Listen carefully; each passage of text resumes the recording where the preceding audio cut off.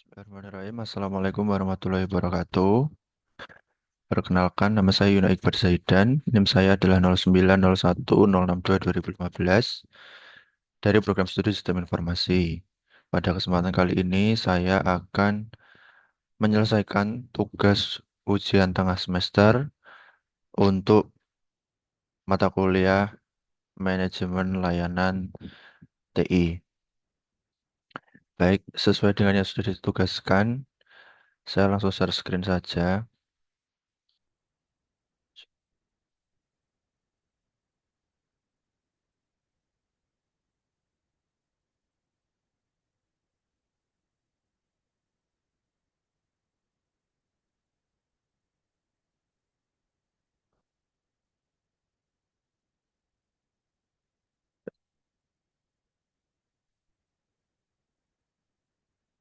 Sesuai dengan judulnya, Manajemen Layanan TI, hal ini mengacu pada pelaksanaan atau pengelolaan kualitas layanan TI yang memenuhi kebutuhan bisnis. Dan manajemen layanan TI ini dilakukan oleh penyedia layanan TI melalui kombinasi yang tepat dari empat eh, aspek utama, yaitu teknologi, manusia, proses, dan informasi. Penyedia layanan TI tidak bisa lagi hanya berfokus pada teknologi dan organisasi internal, melainkan juga harus berfokus pada kualitas yang diberikan sesuai dengan hubungannya dengan pelanggan atau customer. Jika di bagian TI biasanya kita identik dengan menyebutnya sebagai user atau pengguna. Baik, selanjutnya saat ini teknologi dan informasi dianggap sebagai sebuah infrastruktur bisnis. Tidak bisa dipungkiri dengan perkembangan zaman. Semakin berkembangnya suatu infrastruktur bisnis sejalan dengan berkembangnya penggunaan atau pemanfaatan teknologi pada perusahaan atau instansi tersebut. Yang menjadi pertimbangan utama adalah tidak ada usaha yang pada saat ini berdiri dengan kokoh tanpa dukungan teknologi. Keberadaan teknologi informasi dan komunikasi juga tidak dianggap lagi sebuah supporting function atau fungsi yang mendukung, namun sudah menjadi suatu firm infrastructure atau struktur firma atau struktur suatu perusahaan. Dengan sebutan lain juga sebagai business services atau layanan suatu bisnis. Untuk memastikan dipenuhinya suatu manajemen layanan teknologi informasi, terdapat tiga kebutuhan organisasi atau perusahaan terkait, yaitu mendukung suatu fungsi dalam organisasi tersebut. Yang pertama adalah memastikan bahwa seluruh entitas, baik unit ataupun individu, memperoleh data dan informasi sebagaimana diperlukan. Hal ini berkaitan langsung dengan eh, informasi yang berkualitas supaya semua entitas yang terdapat di dalam perusahaan mampu memanfaatkan informasi tersebut untuk mendukung proses bisnis yang ada, baik yang sifatnya strategis maupun operasional. Selain mendukung proses bisnis, juga berguna untuk mengambil keputusan. Selanjutnya adalah tersedianya seluruh informasi sebagai bagian tak terpisahkan dari rangkaian proses produksi atau pelayanan. Hal ini berkaitan dengan user atau dengan pelanggan. Pada saat ini, proses suatu bisnis atau proses transaksi, pelanggan memerlukan pengetahuan atau memerlukan informasi yang sifatnya eh, terupdate atau diperbarui secara berkala untuk mengetahui bagaimana transaksi yang sedang dijalankannya, supaya mereka merasa aman dan juga merasa mendapatkan informasi yang cukup. Begitu. Salah satunya yang biasanya banyak dibutuhkan adalah terkait pemesanan barang atau informasi harga produk ataupun data pelanggan dan lain sebagainya. Dan yang ketiga adalah tersalurkannya informasi sebagai bagian dari konten dalam berkomunikasi, berkolaborasi, dan berkooperasi. Nah, biasanya di sini adalah terkait bagaimana dengan penyebaran informasi. Pada saat ini proses penyebaran informasi eh, prosesnya tidak hanya dengan cara offline, tidak lagi dengan cara offline, namun sekarang sudah dengan cara online ataupun dengan cara modern, seperti melalui website ataupun subscription dalam email ataupun melalui SMS dan ataupun melalui chat yang mungkin saat ini bisa banyak diakses melalui aplikasi pesan instan seperti WhatsApp ataupun Line dan lain-lain. Nah, di ketiganya, keseluruhan ini harus dipastikan tersedia dan terkelola dengan baik, menyesuaikan dengan kebutuhan organisasi dan tujuan organisasi. Nah, selanjutnya adalah salah satu em, penerapan dari manajemen layanan teknologi informasi yang menggunakan suatu standar. Tidak dapat dipungkiri bahwa standarisasi ini sangat perlu dikarenakan tanpa adanya standar, maka manajemen layanan tidak dapat berjalan secara seimbang, baik antara perusahaan satu dengan perusahaan yang lain. Setiap perusahaan memerlukan setidaknya patokan ataupun pedoman untuk membangun suatu manajemen layanan TI yang baik. Satu standar manajemen pelayanan teknologi yang sudah mutakhir dan juga sudah terkenal banyak digunakan adalah ITIL. ITIL merupakan kerangka best practice yang dapat dijadikan sebagai panduan dan referensi dalam memastikan terwujudnya manajemen pelayanan teknologi informasi yang prima dan handal. ITIL ini dibuat oleh kantor pemerintahan Inggris dan alasan pembuatannya adalah untuk memastikan terciptanya layanan publik yang berkualitas di seluruh bagian pemerintahan kerajaannya. Melalui sebuah panduan standar atau kriteria minimum, diharapkan bahwa pemerintahan pusat, daerah, sampai ke bawah, satu birokrasi yang utuh dapat memberikan pelayanan kepada publik secara baik dalam arti kata cepat, tepat, murah, dan terkendali. Mengingat bahwa suatu proses atau aktivitas pada pelayanan publik ini menggunakan teknologi informasi dan komunikasi, maka perlu adanya rumusan standar yang harus dipatuhi oleh seluruh pelaku pemberi pelayanan dan pemangku kepentingan terkait lainnya. Baik, ini ada beberapa layanan teknologi informasi, yaitu layanan memberikan informasi, layanan memberikan data, layanan menyalurkan pesan, layanan memberikan informasi, layanan menyediakan teknologi, dan layanan memastikan kontrol terhadap proses bisnis usaha. Secara prinsip ada 5 domain utama pada ITIL, yaitu service strategy yang memiliki sebuah strategi pelayanan menjadi panduan bagi setiap aktivitas dalam organisasi. Lalu service design merancang ekosistem teknologi informasi untuk memenuhi kebutuhan atau tujuan organisasi. Lalu service transition untuk bertransformasi atau menjalani perubahan menuju rancangan lingkungan pelayanan yang diinginkan pada suatu organisasi. Lalu service operation ini terkait dengan rangkaian proses operasi inti pada suatu organisasi. Lalu continual service improvement atau peningkatan layanan secara kontinu atau berkesinambungan pada suatu organisasi. Baik, satu, dua, tiga, empat. Ini nomornya ada kesalahan ya, mohon maaf. Ini adalah yang terakhir, continual service improvement. Dan ini adalah service life cycle dari ITIL.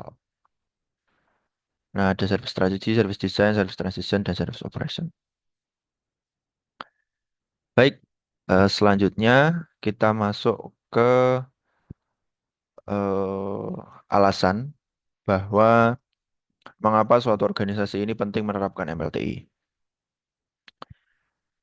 Ada beberapa aspek ataupun alasan yang dapat eh,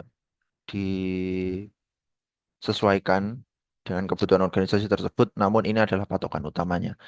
Yang pertama adalah kebutuhan untuk efisiensi operasional. Dalam dunia bisnis yang kompetitif, efisiensi sangat penting. MLTI membantu perusahaan mengelola sumber daya teknologi informasi secara lebih efektif, mengurangi biaya operasional, dan meningkatkan produktivitas. Yang kedua adalah peningkatan kualitas layanan. Dengan menerapkan MLTI, perusahaan dapat meningkatkan kualitas layanan TI yang diberikan kepada pelanggan yang pada gilirannya akan meningkatkan kepuasan pelanggan. Perubahan teknologi yang cepat, teknologi TI terus berkembang, dan manajemen layanan memberikan kerangka kerja yang fleksibel untuk beradaptasi dengan perubahan ini, termasuk integrasi teknologi baru dan inovasi. Selanjutnya adalah resiko keamanan. Dengan meningkatnya ancaman keamanan siber, perusahaan perlu menerapkan praktik terbaik dalam manajemen layanan TI untuk melindungi data dan sistem mereka. Studi kasus yang paling relevan adalah terkait poin yang tadi ya, terkait di service transition. Ini berhubungan dengan kebutuhan untuk efisiensi operasional dan peningkatan kualitas layanan. Misalkan ada suatu bisnis UMKM yang sudah berjalan secara stabil dalam 2 sampai 3 tahun dan sudah menghasilkan keuntungan yang signifikan, atau setidaknya proses bisnis dan eh, alur keuangan yang ada dalam UMKM tersebut sudah berjalan secara signifikan dan terus membaik. Pemilik bisnis menginginkan kenaikan ataupun penambahan suatu cabang misalkan, ataupun dibuatlah suatu UMKM tersebut menjadi sebuah franchise, sehingga memerlukan eh, pengembangan proses bisnis yang scalable atau yang semakin berkembang, mengikuti dengan seberapa besarnya keinginan owner bisnis tersebut untuk menyebarkan bisnisnya. Salah satu yang dibutuhkan yang paling penting adalah standarisasi dan juga penambahan-penambahan dokumentasi baru pada lini bisnisnya. Misalkan jika UMKM-nya adalah UMKM makanan, maka harus terdapat SOP terkait masak, SOP terkait pelayanan, SOP terkait dengan pencarian bahan baku, dan mungkin juga adalah standarisasi terkait penggunaan alat-alat masak ataupun alat-alat transaksi. Misalkan penggunaan aplikasi POS, lalu juga ada penggunaan aplikasi manajemen keuangan misalnya. Ini diperlukan suatu standarisasi dan juga eh, acuan untuk memulai pengembangan ini supaya tidak salah jalur. Jika berjalan sendiri tanpa suatu standar, maka akan sulit karena tidak ada patokan yang pasti.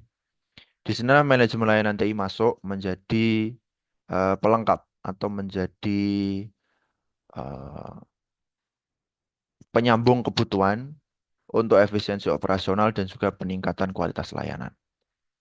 Nah, selanjutnya adalah perubahan teknologi yang cepat dan risiko keamanan. Ini biasanya diterapkan pada perusahaan yang sudah dewasa, namun juga sama.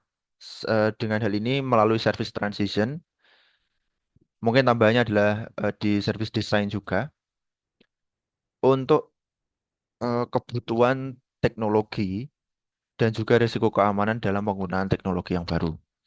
Misalkan suatu perusahaan sudah menerapkan banyak bisnis, mungkin mulai katakanlah bisnisnya adalah bisnis otomotif yang sudah banyak memiliki cabang begitu. Yang mula-mulanya bisnis otomotif tersebut proses pencatatan ataupun proses eh, warehousing suatu barang-barang ini dilakukan secara manual, mungkin dengan cara print ataupun secara laporan tertulis.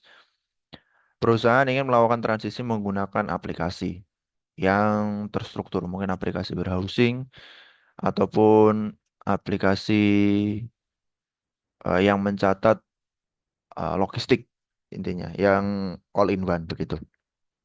Nah, suatu aplikasi ini perlu pembiasaan baru, baik dari sisi user, di mana ini adalah admin gudangnya, baik dan juga sisi stakeholder, supaya mengetahui bagaimana aplikasi ini berjalan.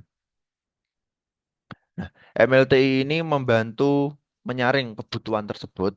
Jadi requirement yang dibutuhkan ini ditulis terlebih dahulu, kebutuhan-kebutuhannya ditulis terlebih dahulu, lalu mencari kebutuhan ini ditulis berdasarkan manajemen layanan TI, berdasarkan patokan yang sudah ada, barulah proses pencarian aplikasi ini dimulai. Jadi mana aplikasi yang paling cocok sesuai dengan kebutuhan suatu perusahaan. Nah, selanjutnya tidak lupa dalam proses requirement tersebut menimbang juga risiko keamanan. Misalkan dalam aplikasi tersebut, apakah sudah mengandung update yang berkala, apakah mendukung customer service 24/7 apabila ada suatu crash ataupun suatu kebocoran data misalkan yang sifatnya confidential dalam suatu perusahaan. Nah, hal tersebut dicatat ataupun dimasukkan dalam requirement supaya memenuhi kebutuhan perusahaan tersebut dalam mendukung perubahan teknologi yang cepat dan juga resiko keamanan. Nah, salah satu praktik atau praktis dalam MLTI adalah incident management. Incident management ini adalah proses yang bertujuan untuk mengembalikan layanan TI ke kondisi yang maksimal, normal secepat mungkin setelah terjadinya insiden. Nah, studi kasusnya adalah karena incident management ini bentuknya biasanya adalah studi kasus yang tertutup atau datanya adalah konfidensial, maka kita umpamakan saja adalah suatu PT XYZ yang merupakan e-commerce besar. Suatu hari sistem pembayaran di situs web PT XYZ mengalami gangguan. Banyak pelanggan tidak bisa melakukan transaksi yang berpotensi merugikan pendapatan perusahaan. Di sini ada penerapan incident management yang dimulai dari identifikasi, di mana tim TI segera mengidentifikasi masalah melalui monitoring sistem, lalu melakukan laporan pencatatan, yaitu insiden dicatat dalam sistem manajemen insiden. Lalu adalah klasifikasi dan penugasan. Insiden diklasifikasikan sebagai severe, tinggi, dan langsung ditugaskan kepada tim teknis. Lalu ada penyelesaian. Dalam waktu 1 jam, tim berhasil menemukan penyebab masalah dan memperbaikinya sehingga layanan pembayaran kembali normal. Lalu evaluasi. Setelah insiden, tim melakukan evaluasi untuk mencegah terulangnya masalah serupa di masa depan. Hasilnya, dengan penerapan insiden manajemen yang baik, PT XYZ mau meminimalkan waktu henti layanan dan mempertahankan kepercayaan pelanggan. Nah, sebagai kesimpulannya, penerapan MLT ini khususnya pada praktik insiden manajemen sangat penting bagi perusahaan untuk meningkatkan efisiensi operasional dan kualitas layanan. Dengan begitu, perusahaan dapat beradaptasi dengan perubahan dan mengurangi resiko. Baik,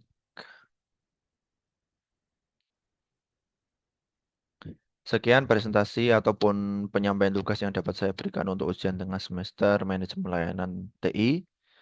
Terima kasih. Apabila ada kurangnya saya mohon maaf. Bila ada ya. Wassalamualaikum warahmatullahi wabarakatuh.